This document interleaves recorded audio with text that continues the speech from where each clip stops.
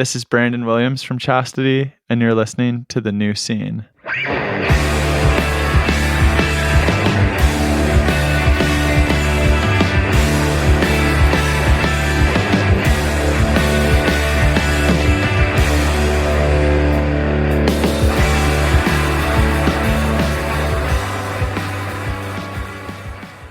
Hello, everybody, and welcome to The New Scene. This is Keith. And Tommy. And we're back with a brand new episode.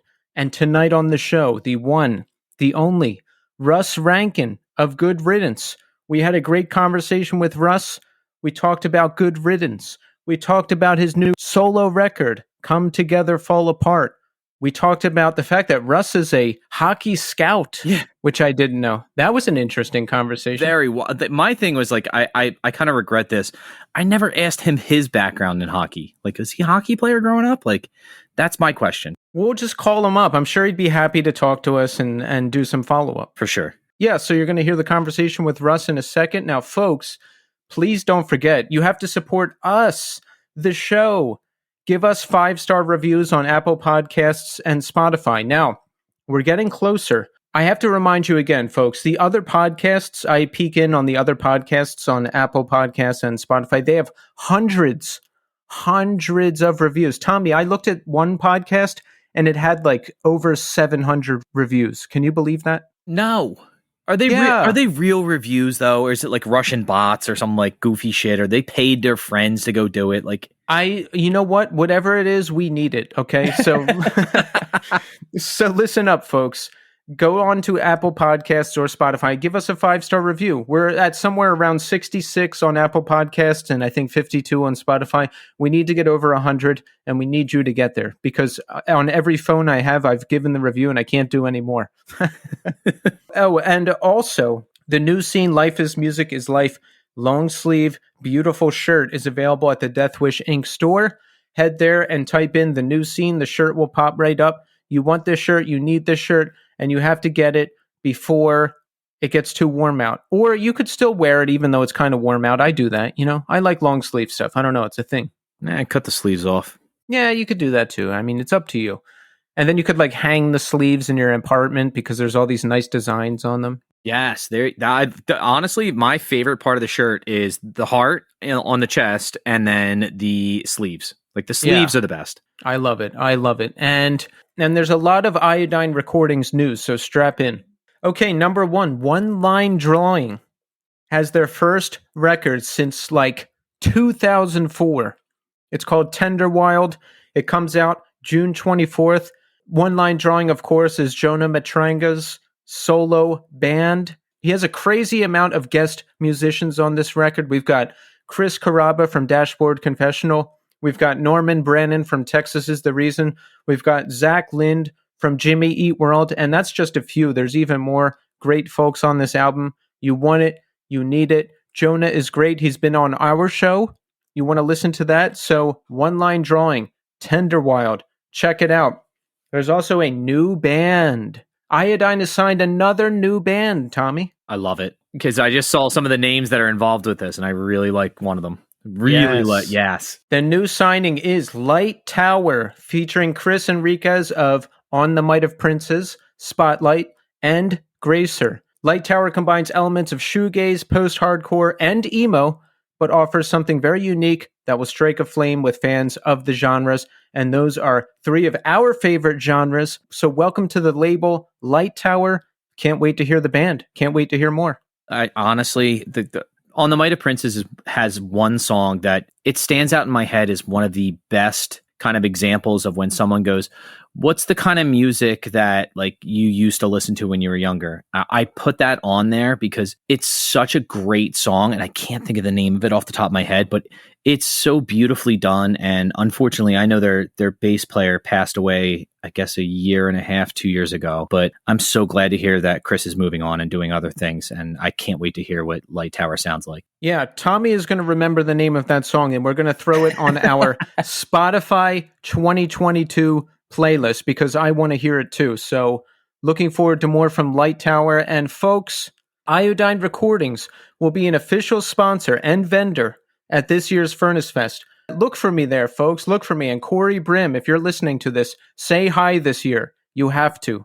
Okay, and in music news, tragically, Taylor Hawkins, drummer of the Foo Fighters, has passed away. The Foo Fighters were touring in South America. They were scheduled to play Bogota, Colombia, Friday night. Taylor was found dead in his hotel room. No other details are available. So our condolences to the friends and family and bandmates of Taylor Hawkins. That is a really tragic loss. And I hope that the people that knew him can find some semblance of peace as the days go on. And say what you will about the Foo Fighters, they certainly have their place in music history. I think those first two records are classic. I didn't really keep up too much after that, but rest in peace, Taylor Hawkins. And, I was on Twitter and I saw everybody giving this band a hard time. Wednesday is the band's name, from Asheville, North Carolina.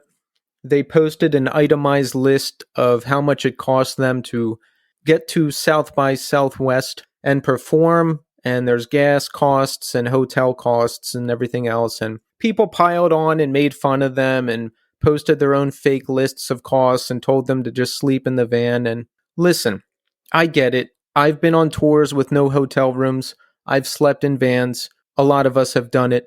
But how about we don't eat our own, okay? Why don't we direct the hatred and the sarcasm and all of this towards the organizations that make this life a reality for small touring bands? Why don't we direct that hatred towards oil companies who are jacking up gas prices and making it so bands can barely tour? Why don't we direct that hatred towards organizations in this country who don't support artists like they do in other countries? Why are we eating our own? Come on, let's do better. Now, folks, you saw in the post, this is not a drill. This is not an April Fool's gag. This is not a joke. This is going to be Tommy's last episode of the show for a while. Right, Tommy? We are confirming this, yes? Yeah, this is going to be it for a little while.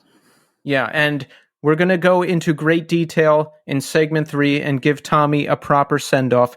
But right now, we are going to speak to Russ Rankin. Enjoy. All right, folks, we're here now with Russ Rankin. Russ, welcome to the show. Hey, guys. Thanks for having me.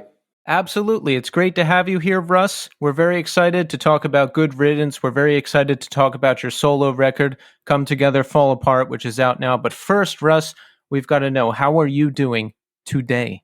I can't complain. Doing all right. A lot of people have it a lot worse than me. So right. What'd you do today? Walk us through it. It's not that exciting. Just hanging around with my 2 cats, ran some errands. I just moved into a new house, so I'm sort of still getting things situated the way they're supposed to be. Answered some emails, communicated with my bandmates a little bit, checked in on Chuck to see how he's doing. That's about it. Where's the new house? It's not that far from where I was living before, but it's my first house, so it's kind of a big deal. Are you still in Santa Cruz?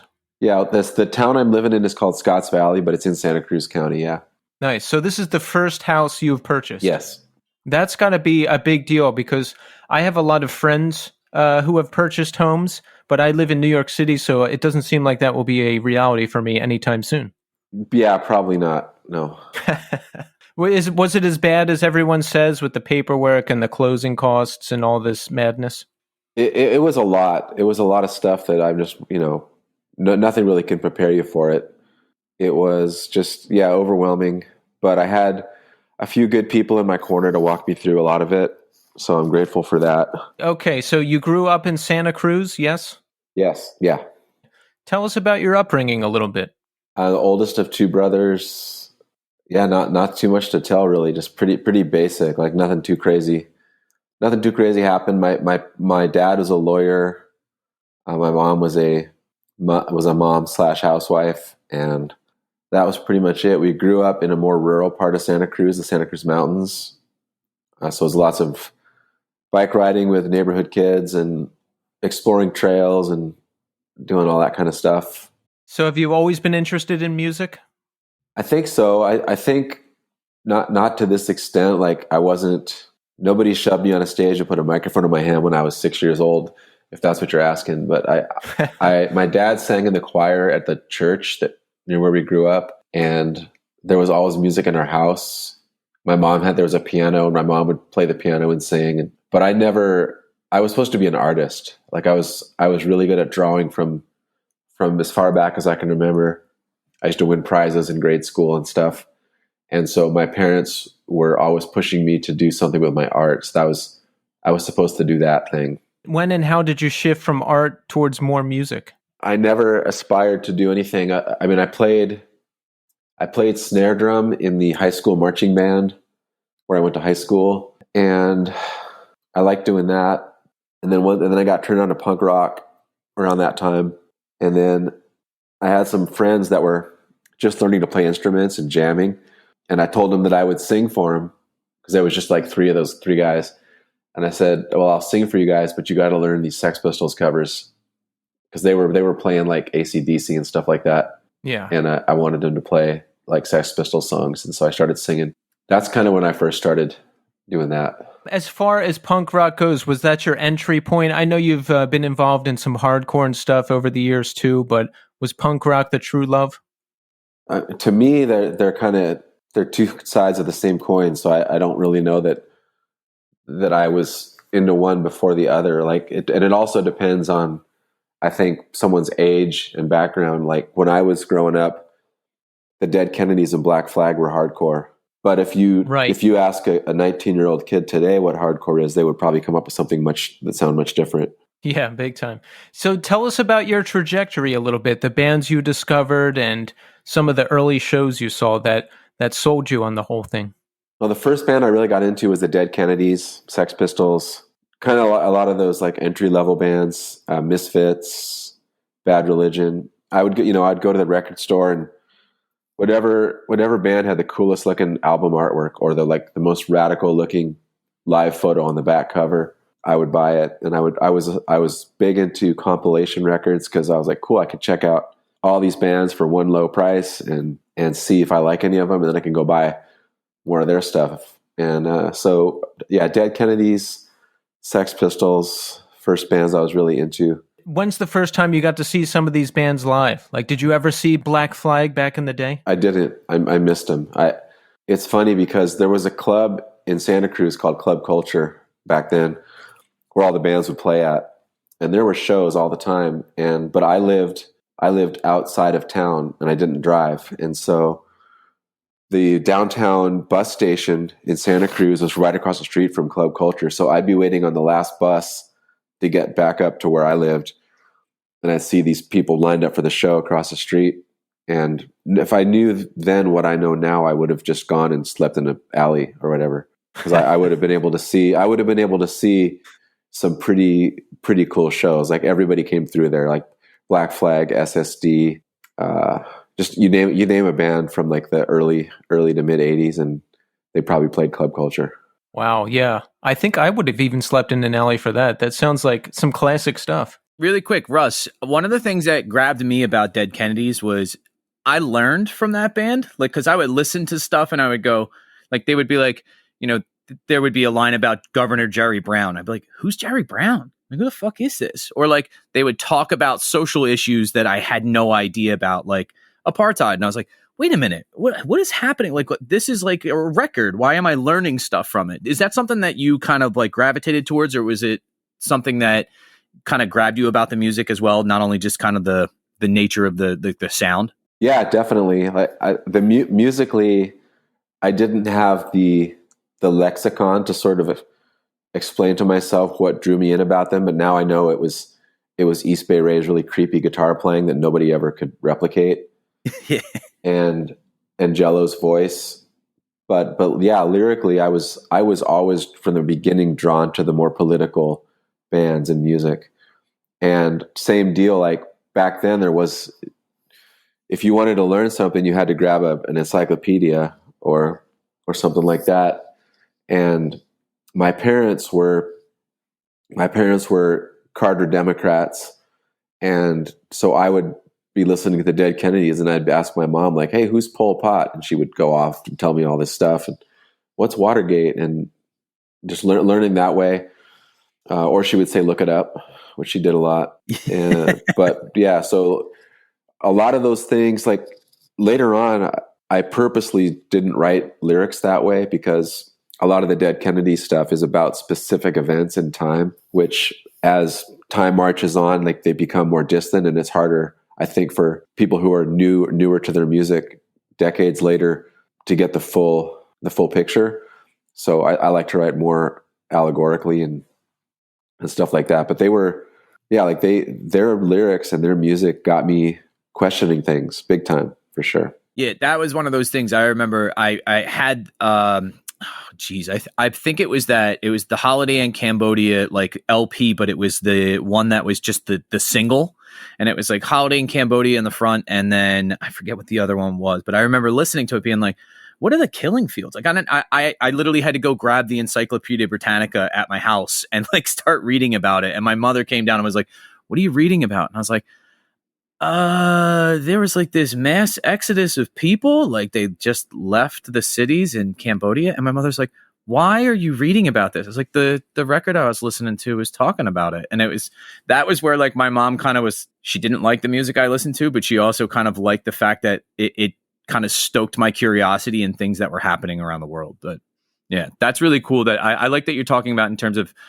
allegorically, like those are things that are going to stand the test of time rather than like a singular event. Like, okay, well that's what happened. And like if you write a song about Watergate in the late 1970s, it resonates because it like just happened and it's informing the entire body politic of our country. Yeah. But in 2022, if you talk about Watergate, most people are going to maybe have heard it in passing, but not know what it is.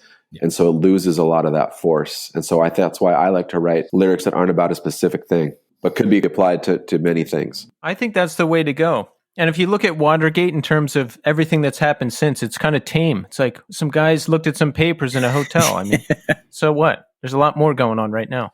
Well, we've grown a thick skin to endure poor behavior from those people that we empowered to speak for us. So you're discovering punk rock. Was that your first venture into playing music when you told your friends that you would sing for this band? Yeah. So how did that go? What did that turn into? It eventually turned into Good Riddance. The drummer ended up being the first drummer of Good Riddance that played on Forgotten Country. He's a kid that I grew up with, like since we were like 6 months old. We were neighbors and our parents were friends, and we were friends from way, way back. And he was the drummer of that group that I would play sing Sex Pistols songs with, and he ended up being the first drummer of Good Riddance. Good Riddance probably really started in 1990 or 91. I would say when Luke joined full time. Luke was playing guitar in a thrash metal band from the area called Rude Awakening, and we would play shows together. And he was starting to get turned on to more punk, like via bands like DRI and RKL. And he was getting into he was like making a sort of a transition from being a straight up metal guy to kind of a crossover / punk guy. And he and I became good friends. And our guitar player broke his wrist skateboarding one time. We had a party booked to play, and Luke filled in on guitar and played. And he and I hit it off musically, and we became friends, like I said. And then it became pretty apparent that he had a pretty good work ethic as well as I did. Like by that point, I had quit drinking and I was wanting to take the band seriously, take music seriously. And I wanted to play shows out of town and try to record, and, all the things that working bands do.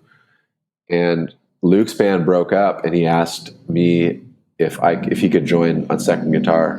And I was like, fuck yeah, of course you can. And that was New Year's Eve, 89 to 90 at a party that he asked me that.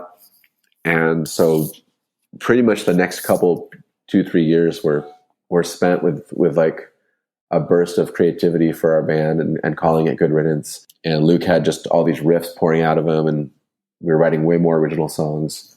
And it was that was kind of the beginning of it. So you mentioned you quit drinking. How old were you at the time? I think I was 19. So how bad was it? I mean, were you like out of control and you just decided you had to stop? Yeah, it was bad. It was bad, and I decided I had to stop, and then I kept drinking anyway. and it's bad when that happens. No, and I asked because, I eventually had to stop everything because I was so out of control. And I can think of a million times where I said, yeah, man, I'm going to quit and focus on this or quit and focus on that. And I just never could until I was much older. So, I mean, did you manage to stop? Yeah. And did you do it just out of sheer willpower? No, I had some help. Yeah, I'm always interested in people's process because, I myself had to stop at some point. I think I was the compulsion went away undeservedly, like a lot of grace, and then I found recovery, and I started doing that whole thing, and I found other people that I could relate to, kind of the way they drank, and that's been sort of my tribe since then. Okay, so we've got Good Riddance together. We're starting to take this seriously. Did you just start gigging out and booking your own tours and getting out and playing and stuff? Yeah, like so Luke and I were getting rolling in like the early 90s, and we quickly realized that it's hard to find enough people that want to put in the work that we wanted to put in. Right. Like everybody wants to be in a band, but not everybody is willing to like do the things that are necessary. At least that was sort of our attitude. So like we were switching members. We were trying to find people who were like-minded to us. And then also that precipitated our bass player at the time and our drummer suddenly moving to Tahoe to work at a snowboarding resort. And we were like, fuck, what do we do now? We have half our band just up and left. And that's when we did State of Grace, just to keep playing music and to keep doing something. But we are always in the back of our minds, we're wanting to get Good Riddance back on track, which happened a couple years later. Yeah, and I like that you seem to be both involved with melodic punk and more hardcore influence stuff. Yeah, like honestly, when you say that, I don't really know what you mean because like I said, because there's so many subgenres right now. Like there's pop punk and hardcore and metalcore and all this stuff. So like State of Grace or Only Crime, I think is more hardcore. And then if I would say Good Riddance is more punk rock. Yeah, I mean, I guess it's all relative. How do you categorize it? I just say hardcore punk. Like I said, when I was growing up, Black Flag and the Dead Kennedys were hardcore. So is it just all hardcore punk to you? Hardcore was like I guess maybe a band that wouldn't be considered hardcore from back then would be like the Meatmen or something like that.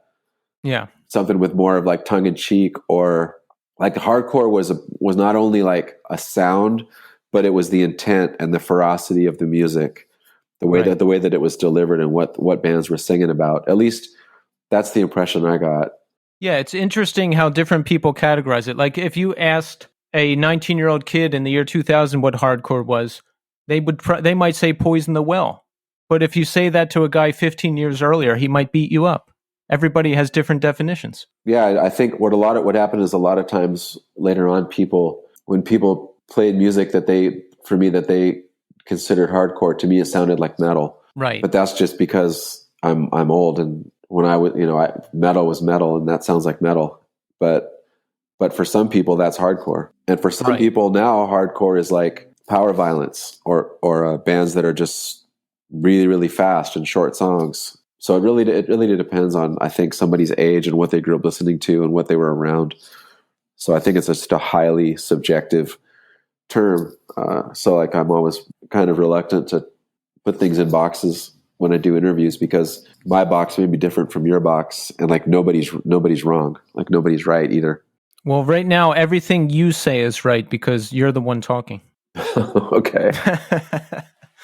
All right, so Good Riddance is together. Tell us about the early days touring and how things started picking up and how you first get the attention of Fat Records. So Luke and I, thanks to that book that Maximum Rock and Roll put out called Book Your Own Fucking Life, Luke and I had booked a tour out to Houston and back and up to Seattle and back with State of Grace through that book, which the tours that we didn't make any money on, and Luke and I basically paid out of pocket for the expenses. And so we did kind of the same. We used the same contacts to get Good Riddance out to Texas and back, and then up to Seattle and back. And the Seattle thing kind of fell apart. Like we had a lot of shows cancel last minute, and we ended up just scrambling We made up some shows, like we got added to shows or stuff like that.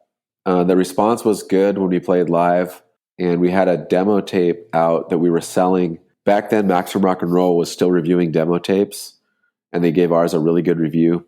It was called Loaded for Bear, and we were selling those in local record stores in Santa Cruz, and they were selling out, and we were selling them at shows, and the response was really, really good. And a guy from Texas who had a label called Little Deputy Records hit us up regarding the demo, and he wanted to press 4 songs off of that. And so we were stoked because people can record over demo tapes, but they can't record over 7 inches. So it was like legit. It was legit to have that. And so we released that 7-inch with his label, more good reviews, Flipside and Maximum Rock and Roll.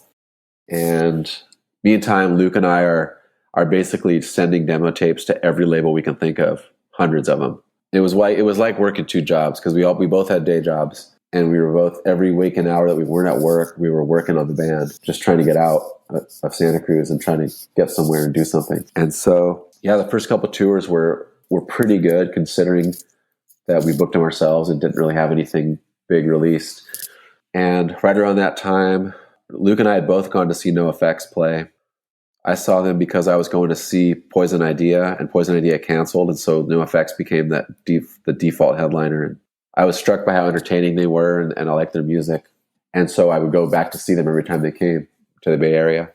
And right around that time, we noticed that Mike had a label. He just started, and I liked all the music he was putting out. I liked his band. And so that kind of became our goal. And we were still sending stuff everywhere to other labels, and we would have taken almost anything. But we got a handwritten letter back from Mike about our demo tape, which was pretty cool. It was really encouraging. Yeah, so Luke and I had bought a van to tour in. And when we weren't touring, another band hit up Luke to see if they could pay him to drive them and use our van. And so Luke drove this band up to Vancouver for a festival. And while he was there, a guy who was a promoter here in Santa Cruz, who was kind of quasi-managing this band that was using the van, he introduced Luke to Mike, because NoFX was playing this festival too. He's like, hey, this is Luke. He's in that band Good Riddance. They've been sending you stuff. And that's so Luke met Mike. And Mike was like, yeah, I want to do something with you guys. Like, let's get together and figure this out. And Luke called me super excited, like, hey, I just met Fat Mike and all this stuff. And so his plan was to release a 7-inch and then let us kind of stew and write some better songs, and then maybe do a full length down the line. But in the time between making the demo tape, we had got a new bass player, and we had written a bunch of new material that we thought was really strong. And so Mike Fat got us into a studio to record the songs for the 7-inch. And while we were in there, we hammered out all these other songs for him to hear. And he quickly decided that we had enough for a full-length album pretty quick. And so we went on to do Forgotten Country. All right, so you're signed with Fat. We snuck in these extra songs. We've got our first LP, Forgotten Country. Tell us a little bit when you saw things starting to pick up and the band growing. Well, once that happened, things started happening really quickly. There was a little bit of a buzz about us, and there was a major buzz about Fat Records. This was 1994, 95. Like, it was just about to blow up as far as Fat Records epitaph, like this sort of like sound, this new melodic punk sound. And so any bands that were affiliated with these labels suddenly were like thrust into the spotlight. So we didn't know it at the time, but it was a really fortuitous time to be on that label. And so we got asked to go to Europe with No Use for a Name.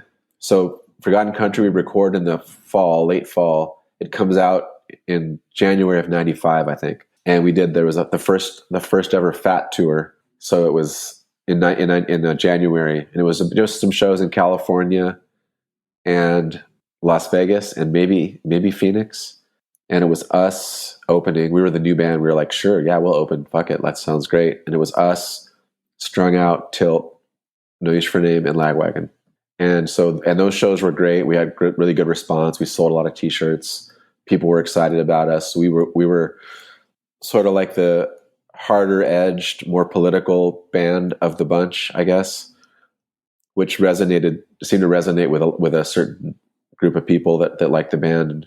And then we went to Europe with No Use for a Name. And while we were over there, we were, calling the label, and we got a booking agent, and suddenly we're getting offered this tour, that tour, this tour, that tour. And we were in Europe, and we all kind of looked at each other and realized we were going to have to quit our jobs. And we were terrified because we didn't know if it would work out or if we'd be able to keep the lights on or pay rent or put all our stuff in storage or what was going to happen. And our drummer realized that he wasn't willing to be gone away from his wife that much. Like it kind of dawned on him that this new paradigm of the band wasn't gonna do it for him, and so he quit. But yeah, that was exciting and really scary because suddenly like all these things are falling in our lap. Like we got offered this tour, this tour, this tour, and like it's just all stacking up ahead of us, and it's what we wanted. But it's still, when it happens, it's kind of like, fuck, what do we do? Because this, we might be all homeless, and yeah, it was a trip.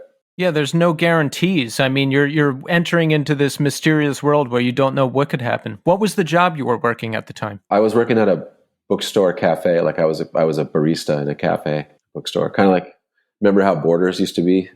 Yeah, Barnes and Noble. It was an indie Santa Cruz only one of those. So what was the conversation? Did you call them and say like, look, I've got this band, I got to go? Well, they knew I had a band and stuff. And I just told them that we were getting busier and busier and I had to leave. They were all happy for me.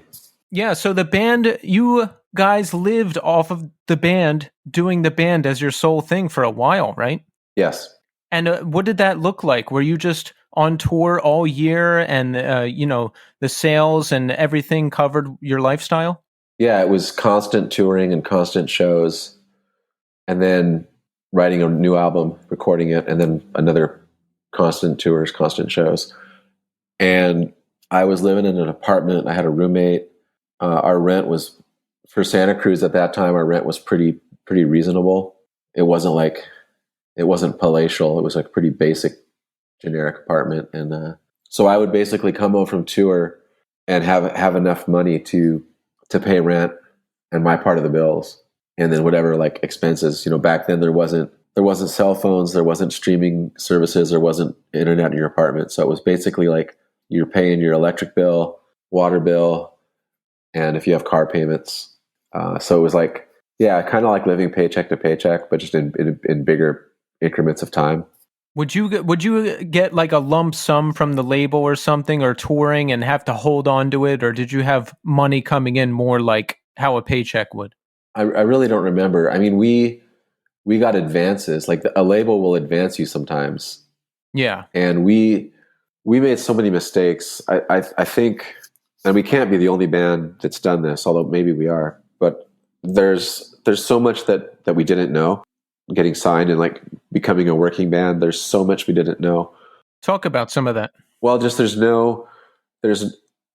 I also work in sports, like I work in hockey, and when a player gets drafted to the NHL, they go through these seminars like, hey, you're a young kid from a small town. Here, someone's going to drop all this money and attention in your lap. What are you going to do? Like, there's these seminars that you go to learn how to like not be a donkey and to like take care of your finances and to make sound decisions. Like, just there's like some attention paid to what's about to happen to you to prepare you. And for bands, there isn't anything like that. At least there wasn't for us. And so like a really good and funny example is on our second album, we were going out to tour that summer after Comprehensive Guide came out. So it was 96. And so we needed merchandise to sell. So Fat pays for all this merchandise. And then we just went out and sold it and kept the money. Like we didn't know. And like Erin at Fat, she's like, a little bit later, she's like, you guys are going to pay us back for that, right? Like we didn't know. We didn't know. Right. And it sounds like idiotic now, but we didn't know. No, a lot of this stuff is hodgepodge. Like I've heard so many stories where bands that, they never got any money from their label for merch that the label sold, or they didn't know how to negotiate a contract, or they, just like all this stuff that happens that you don't even know. No one knows what they're doing. You're like figuring out as you go Our along. second album, that album Comprehensive Guide, is by far our best-selling album, and it took us the longest time to recoup because of advances that we didn't know we had to pay back. Yeah, I guess the label doesn't sit down and like explain every line of the contract to you, huh?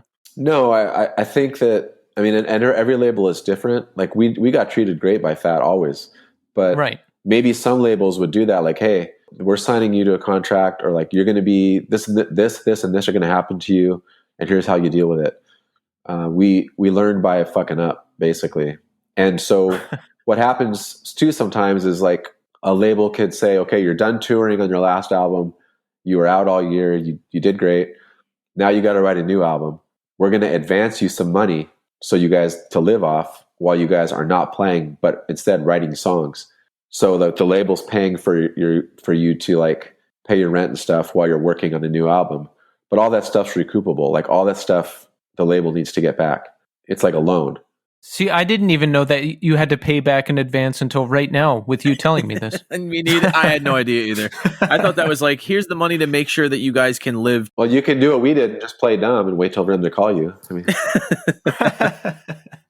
So, I mean, it must have been tough being out on the road all the time. Or did you like it? Is that what you wanted? it's hard. It's a really strange way to live, but it is what we have been working our asses off for.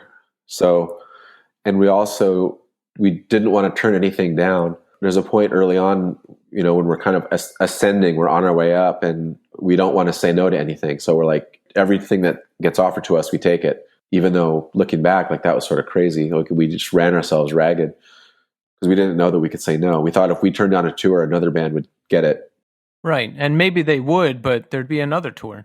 Yeah, we just went after it. We ground ourselves down, and yeah, looking back, there's a lot of things that I would have done differently, but we kept ourselves pretty busy, like going to Europe for about a month each time.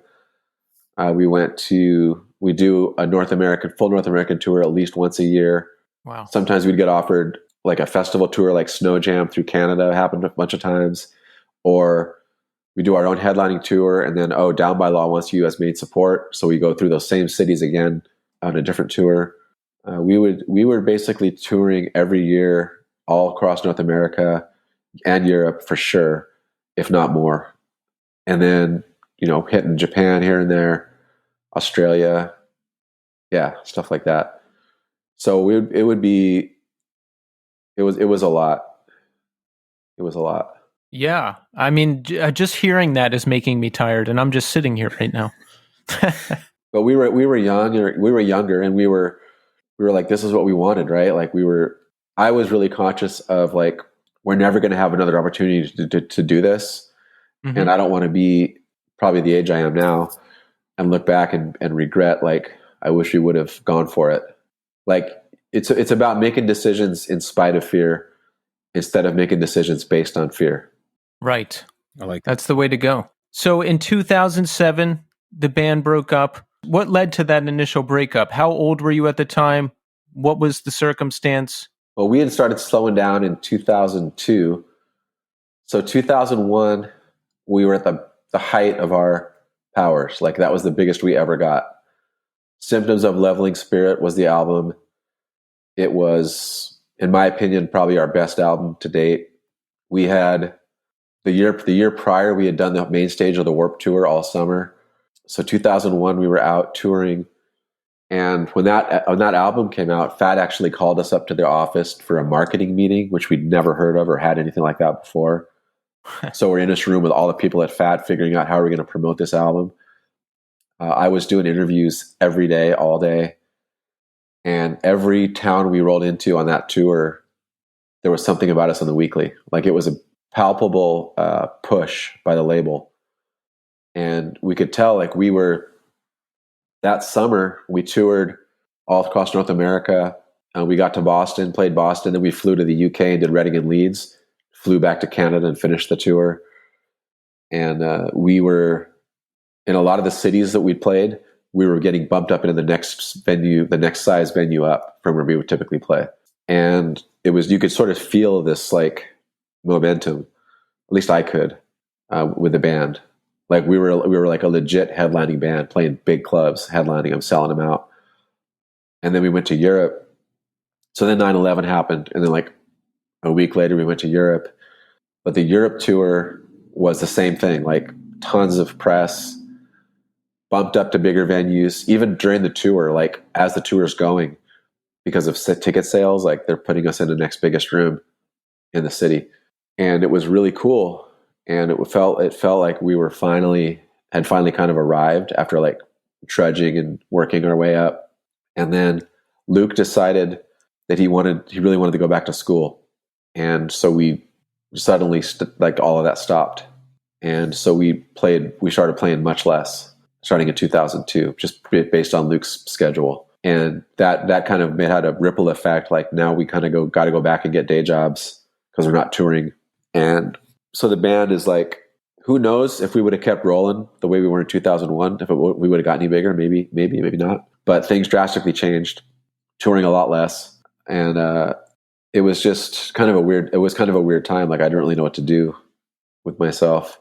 And that's when Only Crime started playing. Because I wanted to keep playing shows and touring. Like I wasn't ready to stop. But Good Riddance kept playing. Like we did an album in 2003. And then our drummer quit, and we got our old drummer back, and we went to Australia, and we did some shows. And then in 2005, 2006, we did this album called My Republic that we all thought was pretty bitchin', but nobody bought it. And then we went out and played shows, and nobody came. And we were like, okay, I see what's happening here. I know how this movie goes. Yeah. And so we didn't want to be that band, you know. Do you think it was the album specifically, or just like the landscape of the music scene at the time? Because I've heard that album. I like that album a lot. I think it was a landscape of the music scene, and us not being in a position to be able to hit it as hard. Like people have short memories, and there's a lot of bands, and so you got to keep yourself in people's faces to be relevant in this game. And so we were not able to do that. Also, you know, like my bandmates are now, you know, they're married, they're starting to have children, got little small children at home. Nobody wants to be gone for 6 months touring with that going on. So there was a lot of it. It was with the musical thing was changing. There was a lot of like white belts and tight black jeans and MySpace hair. And like we just we're not that band. And we didn't want to be that band that was like on stage watching the audiences get smaller and smaller. And like, it was kind of my idea. Like I got the guys together, like our breakup wasn't really a breakup per se. It wasn't like a fuck you, no fuck you. It was like taking a kind of a step back and looking at the musical landscape and looking at our place in it and realizing that we'd been incredibly fortunate and had a great run, and that our place in the musical landscape was pretty well cemented, regardless of what else we would do from then on, and that other life had other stuff going on for all of us, and that it would be a good time to walk away of our own accord with some grace and some dignity, rather than be put out to pasture by someone else. That's the way to go, I think. You make the decision for yourself. That was what we did. Yeah. So around that time, Only Crime. Now, this is a great band that I had not heard previously. So you've got Aaron Dalback of Bane. How did you hook up with him? How did we get that started? In 2002, Bane was one of the bands that had submitted to be main support for us on our summer tour, and so we played a ton of shows with them. They basically supported us half the tour, and Aaron and I became good friends. We'd get to the venue and we'd go find coffee and we'd hang out and talk. And I'd been wanting to see what it would be like to play music with some other people, and I knew what I wanted aesthetically out of a band and musically. And he and I were sort of on the same page with that. And so that's when that started, like that summer tour 2002 with us and Bane. Aaron and I were already plotting to play music together. So I want to make sure that we cover the solo record too. Now you've got this new solo record, Come Together, Fall Apart, which was just released January 28th via Spam Records. Let's talk about some of the inspiration behind this new solo record and how you decided to do it. I can't really take much of the credit. I had first gotten the idea to do solo stuff from Tony, my friend Tony. He was doing it, and he was like, "Hey, you're a good songwriter. Like, you should try doing some songs by yourself." and he let me open some shows for him. I'd written a handful of songs that were specifically to play just solo with a guitar. And then I was lucky enough to have Paper and Plastic be willing to release an album. But then I never really could figure out if it was any good or not. Like I didn't play enough shows to get any kind of real sense of whether or not it was worth pursuing. I didn't have a booking agent. And so when the solo album came out in 2012, that was also the year Good Riddance started playing again. So I became busier. And if people called me or hit me up, I would go play a solo show, but I wasn't really actively out trying to do it. A, because I didn't know if it was any good. B, the world doesn't need another singer guy with a guitar out there. But I would play once in a while. And then Stefan from Spam, he hit me up. I knew him from playing his festival online during the pandemic, and I knew of his label, and I knew that he was pretty well known in Europe as far as like his label and his promotion and stuff like that. And he had told me that he was a big fan of my first album and that he was a fan of my songwriting. And he's the person that basically put the idea in my head to do another album. I wasn't thinking about it. And how do you feel about solo gigs? I mean, I've played one solo gig in my life and it really didn't go that great. And I was just too scared to do it again. How do you feel about it now? It's just you and the guitar out there. It's definitely different. I'm still getting better at playing guitar, and acoustic guitar is so unforgiving.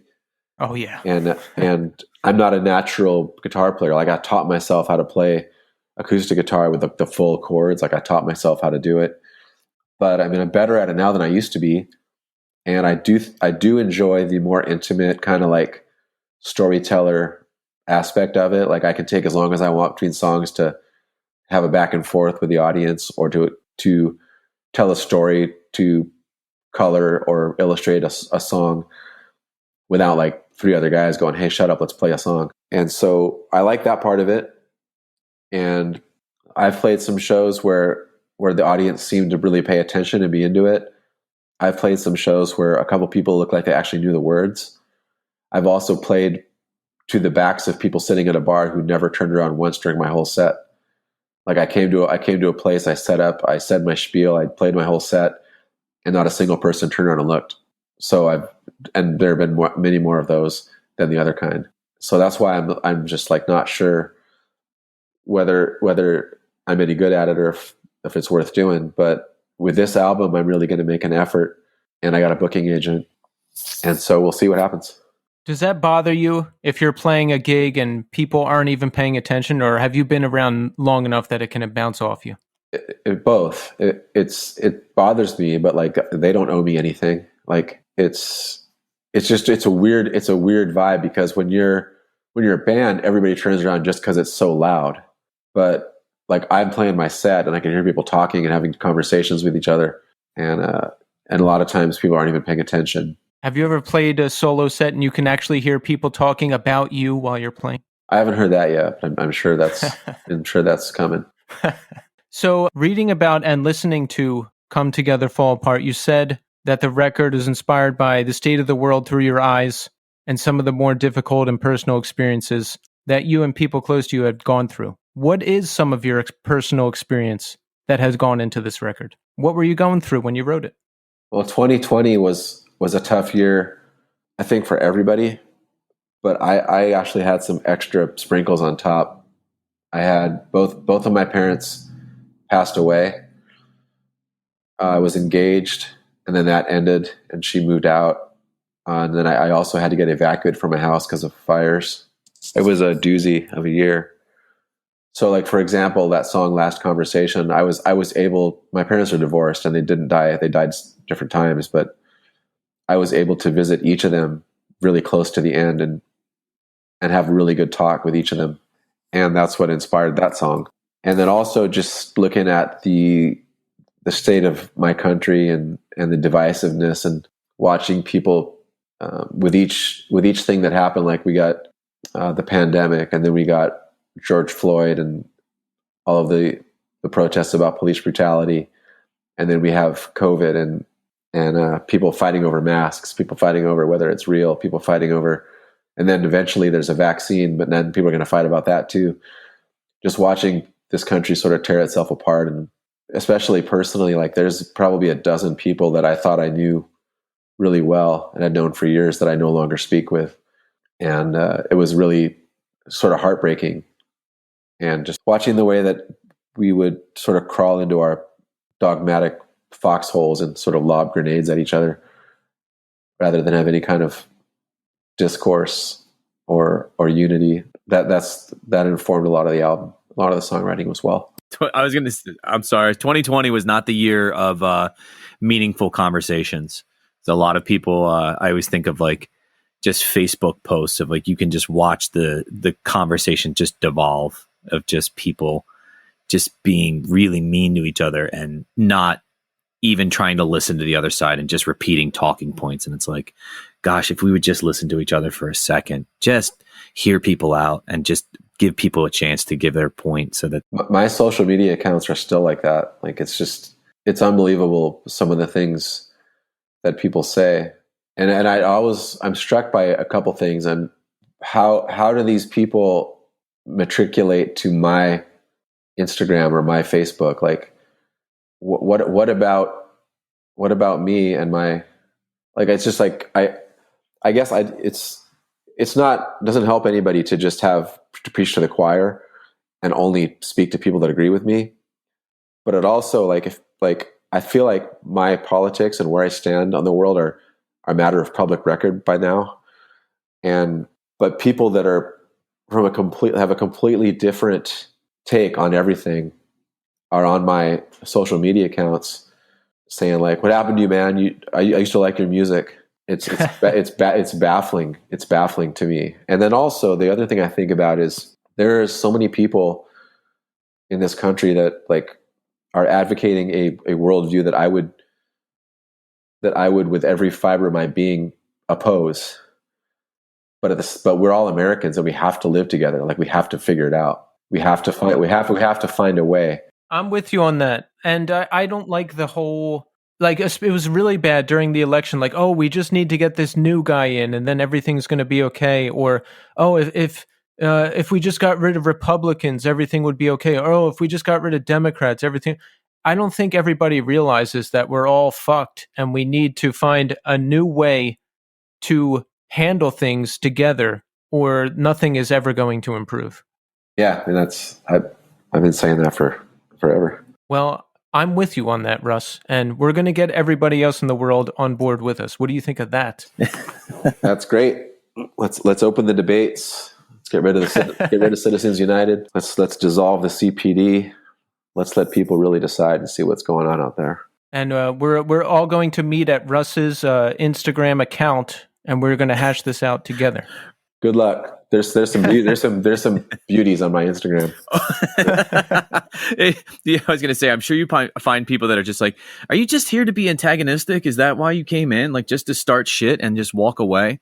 Russ, my question is about with the single that was released was Babel.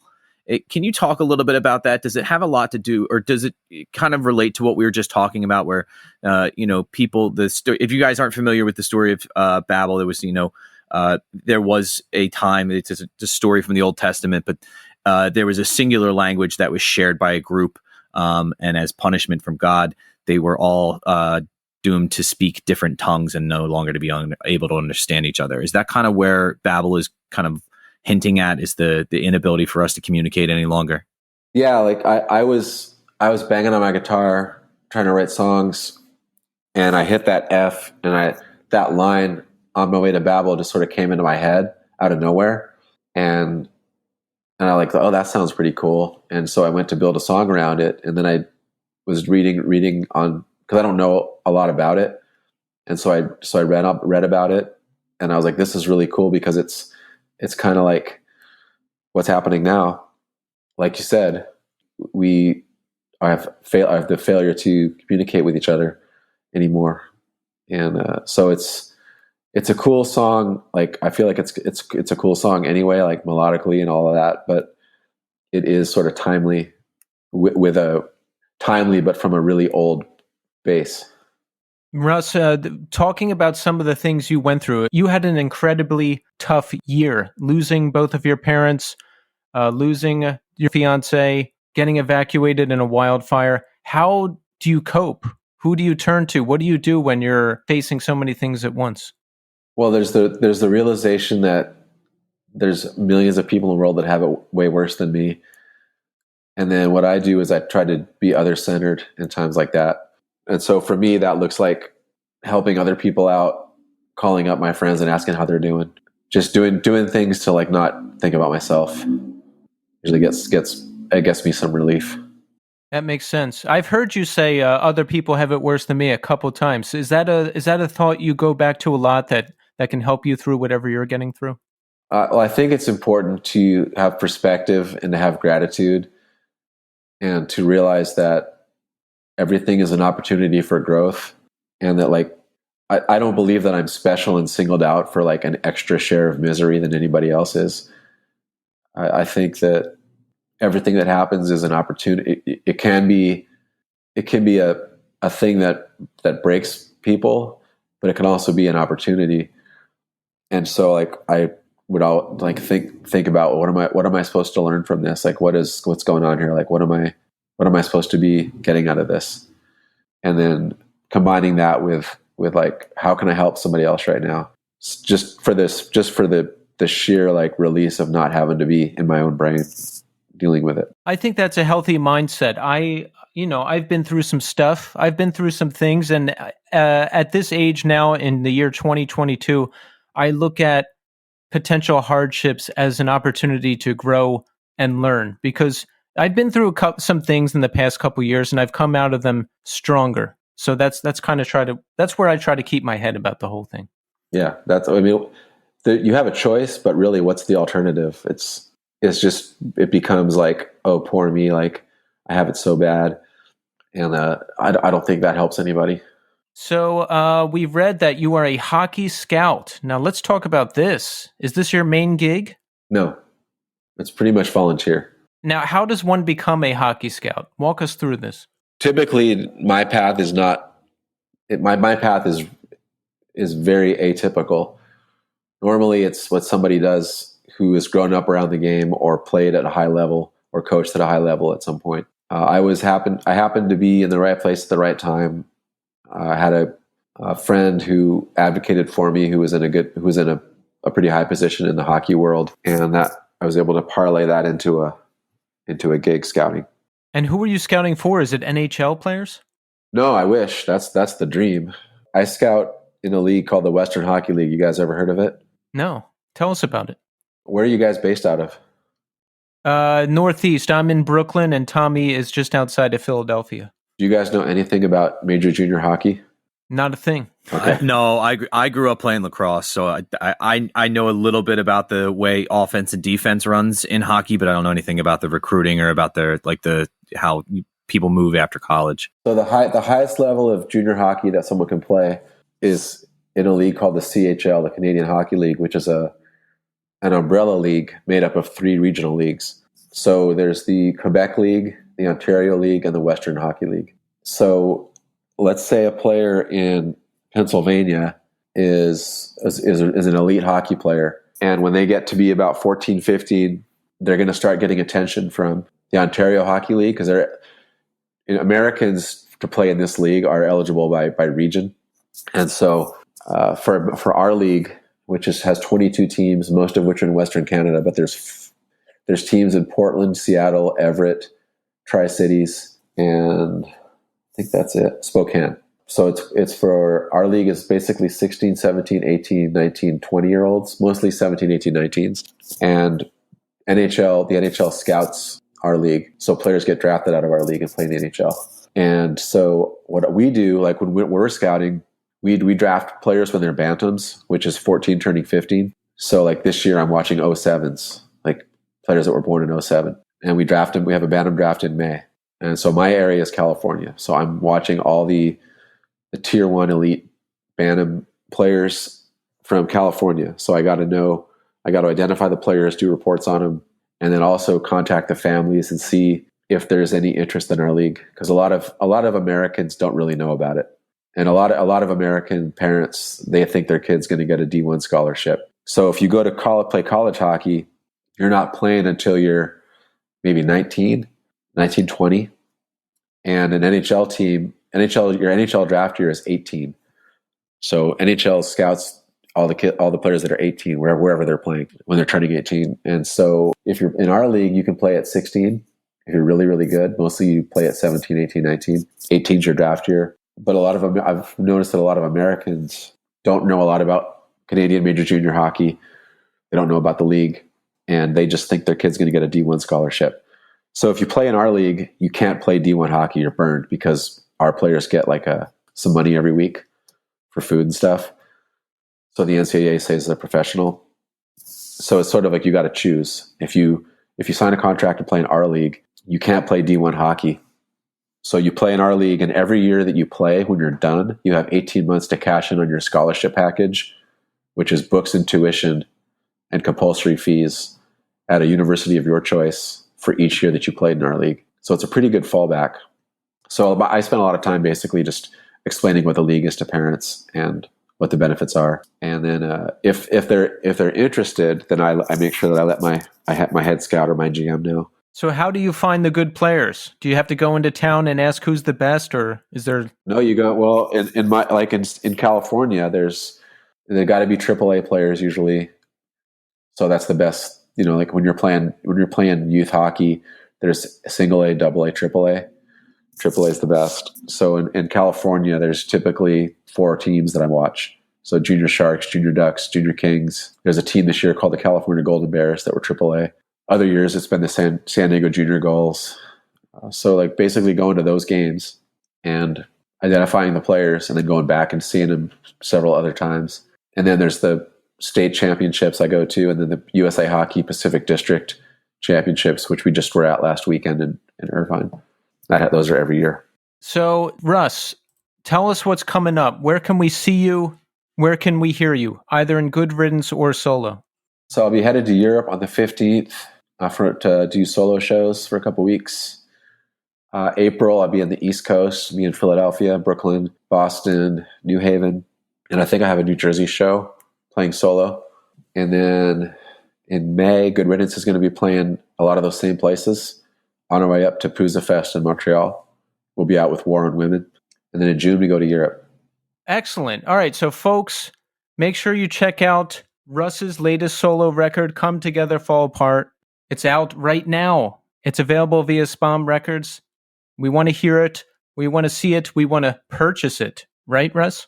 Yes. That's great. That would be great. Yes. Let's do it. If you somehow haven't heard Good Riddance yet, folks, do that too. Classic stuff. Classic stuff. Do you agree with that, Russ? I'm not really in a position to be objective about that. I'll take your word for it. Well, Russ, we want to thank you for taking the time to speak with us tonight. You've created a lot of music that we love, that many people love, and we just want to say thank you. Thank you, guys.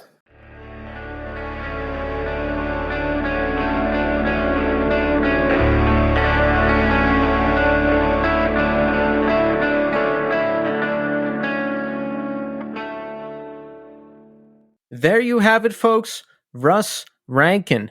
Excellent conversation. It was great to talk to Russ. It was great to hear about his life. It was great to hear about scouting for hockey. Yeah, Tommy, that would have been a good follow-up question. Do you play hockey? He said he said he had a friend who got him into the biz, I think. Exactly, yeah. He's got to know a lot about hockey. Like, you would have to know a lot about hockey to be a hockey scout, right?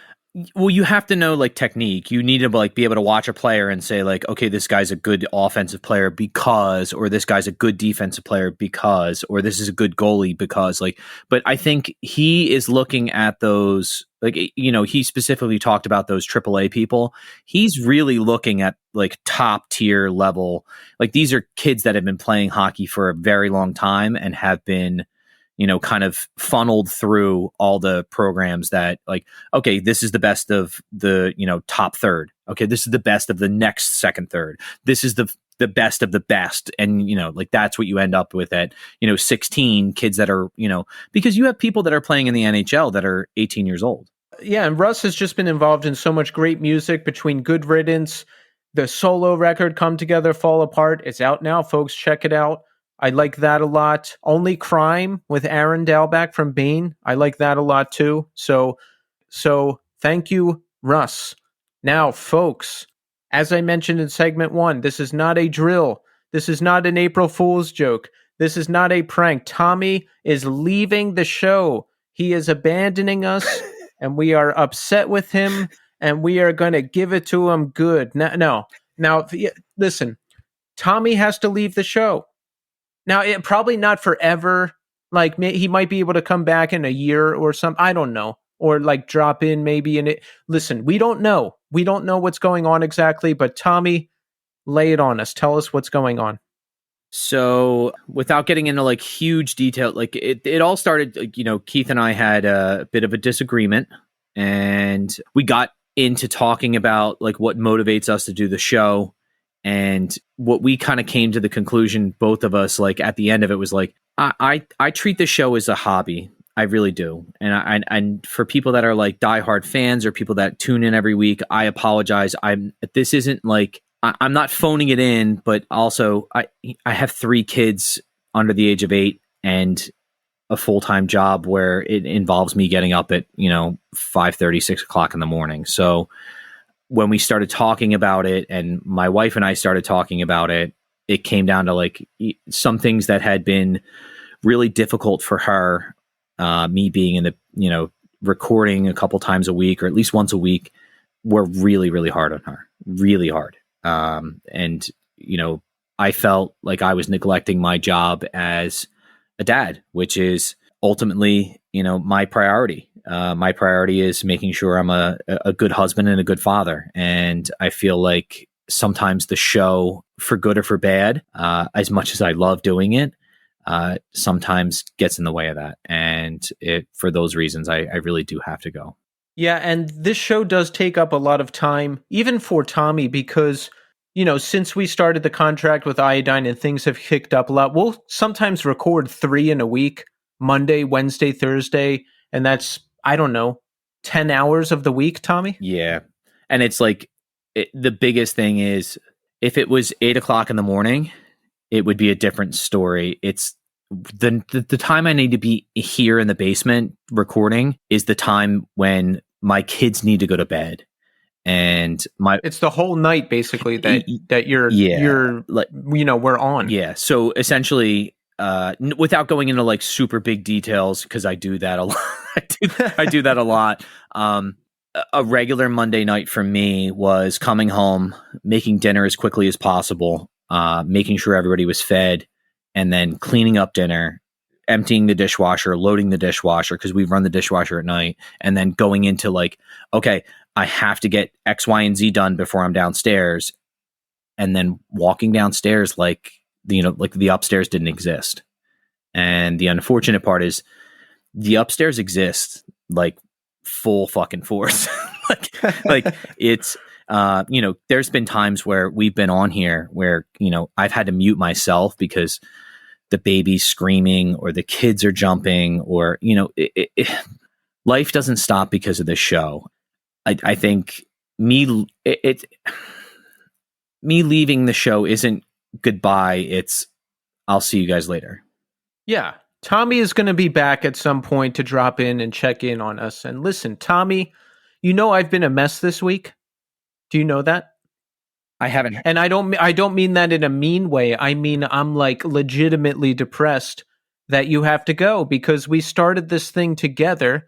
And yeah, I don't know if we made it clear, folks, the show will go on. As they say in showbiz, the show must go on, and it will. But, Tommy, we started this thing together. We've told the story a million times. Yeah. And the fact that, you won't be there with me on Monday night or Wednesday night or whatever night we're recording with me, it's sad. You helped take the edge off. And you're one of my best friends. So I'm really sad. I'm going to miss it a lot. There's nothing like saying that a part of your day is going downstairs to go talk to people about the thing that they truly love. The vast majority of our guests have literally dedicated their lives. They've given up so much to make art that makes us happy, and that makes us smile, and that makes us feel things, and that makes us think, and that makes us feel one with each other, even when we're by ourselves in our car, like fucking singing along. Like, it's hard to say goodbye to something that has been a huge part of my life for 2 years. Oh Christ! All right. Oh, I think you're gonna play. Don't play the Doom music, because the Doom one's gonna make me really upset. Yeah, there's a song from the Doom soundtrack I play when we start to calm me down. But no, folks, when Tommy and I started this show, we didn't know what it was, and we weren't sure what it was going to be, and we didn't know it was going to be weekly. We talked to many guests. We talked about Costco. We talked about math. We talked about parenting. And we, of course, talked about how Tommy is constantly trying to find ways to save money. But now he goes on to greener pastures, to be with his family, and hopefully to take this new job, right? Is that still out? Just quick answer, because I'm rolling here. Yes. Okay, so the show that was once about Costco, corn, and math, No shit. it will now be about music and Warzone, I guess. But listen, Tommy, I hope you know that you're one of my best friends still, and that I am really sad that you're leaving. But, we're still friends, we'll still talk, and you can still come back to the show at some point. So I appreciate you. I love you. The audience loves you, and I just, wow, this is kind of crazy. So, it's very odd that you picked, not odd.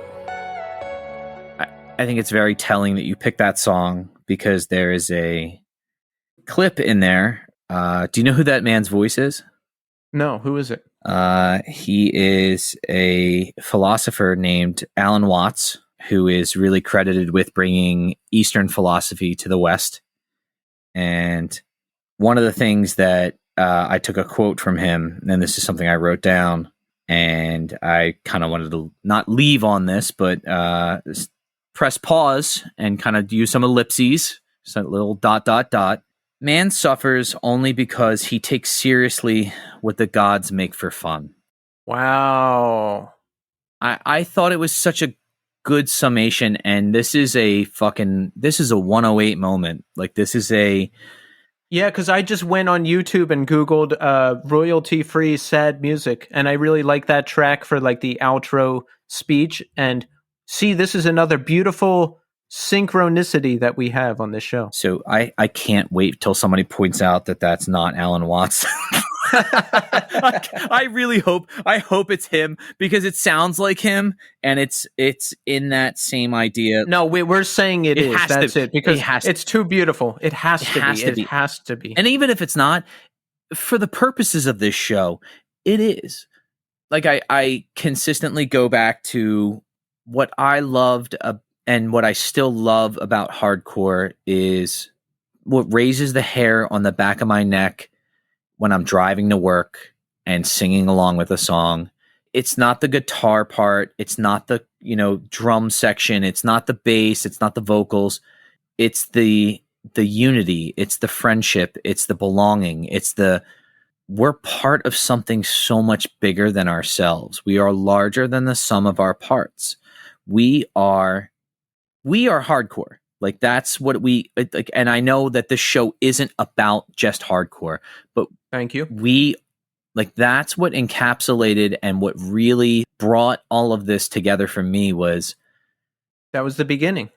We had something. It was that shared thing, like, that we all couldn't necessarily articulate really well, but we could look at and say, this is why it's the reason that when you go to see All Else Failed 20 years later, it's the same people. Like, it's the same dudes screaming along, singing along, having a blast, and just loving the fact that we're part of something bigger than us.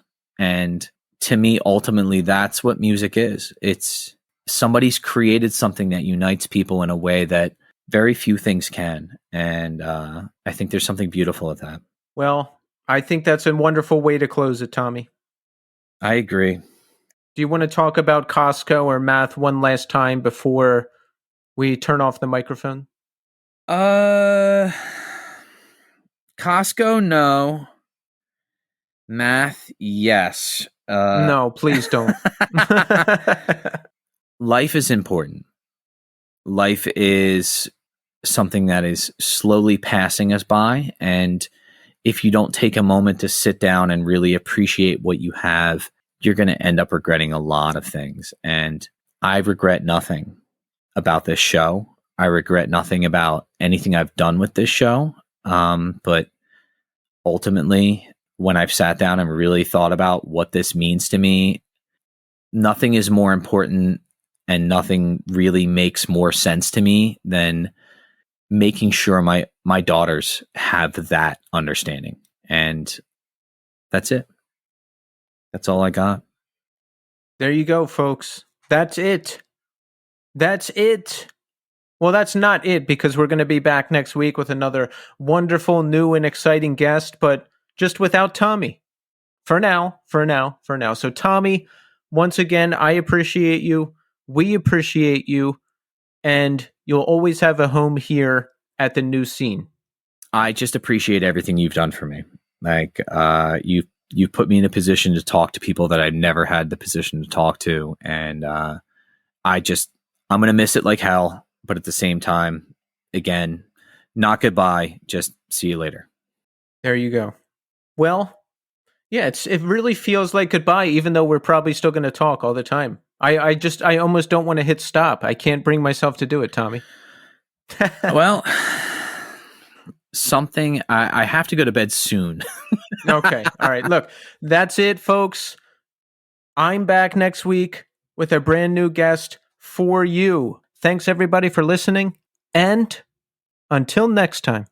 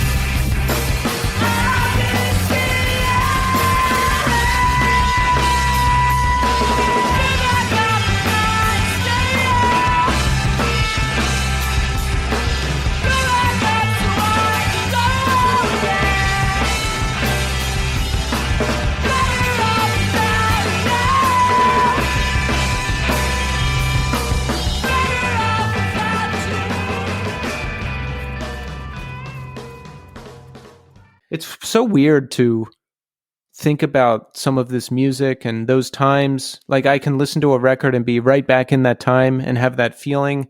And it just feels like a lifetime ago. Oh, yeah. No, 100%. Dude. Yeah. That's all you got, man? Come on. I'm sorry. Keep going. I'm coughing. I actually hit mute like at the right time, and then he started talking to me again. I was so thrown. You're like, it does. And I'm waiting for you to say more, and I'm like, oh my God, something's wrong. I took a sip of water, and it went down the wrong, wrong pipe. Oh my word! Give yourself a second. Yeah.